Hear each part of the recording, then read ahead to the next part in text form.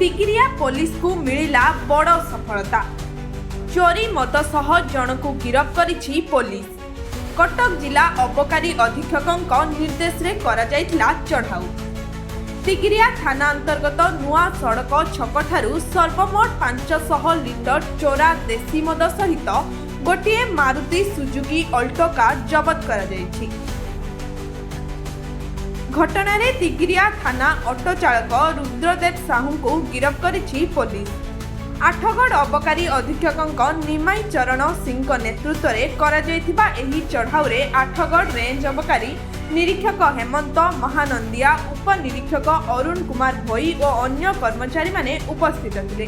हमरो special drive चल रही। हमरो दिन राति प्राय अबकारी चढ़ो आठगढ़ नरसिंहपुर बांकी एरिया रे चढ़ो जारी रही।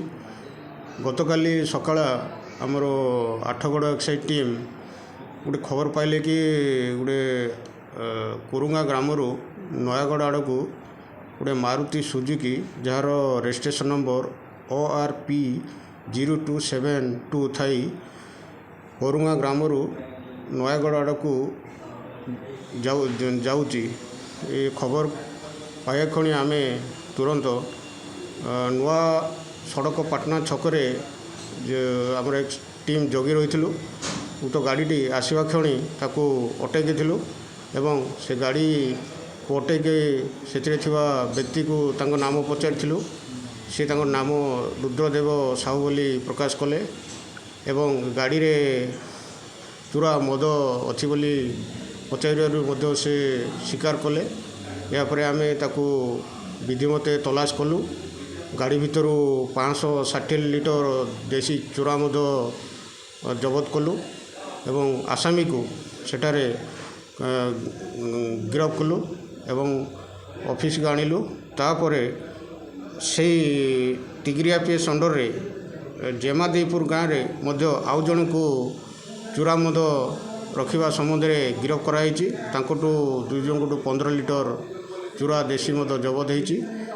गत काली सकाळ यही 3 जन को आम अरेस्ट करूँ एवं सेकेंड आवर रे तांको फरार कलु। से भाई सेकेंड आवर रे आउ गोटे आम अभियोग को आधार करी माणियाबंध ग्राम को नरसिंहपुर एवं अबकारी एक्साइज टीम आठगढ़ एवं मु से इनवल्व थी। आम गोटे मिलित अबकारी स्क्वाड गठन करी माणियाबंध ग्राम को जाइथिलु एवं माणियाबंध ग्रामर सुशांत कुमार साहू नामक एक व्यक्ति गोटे रेंटेड रूम रे देसी मद विदेशी मद रखी व्यवसाय करुच्ची बोली अभियोग थिला। ताको आधार करी आमे से घर चढ़ू करथिलु। कटकरू मानस साहू को रिपोर्ट उत्कल प्रतिदिन।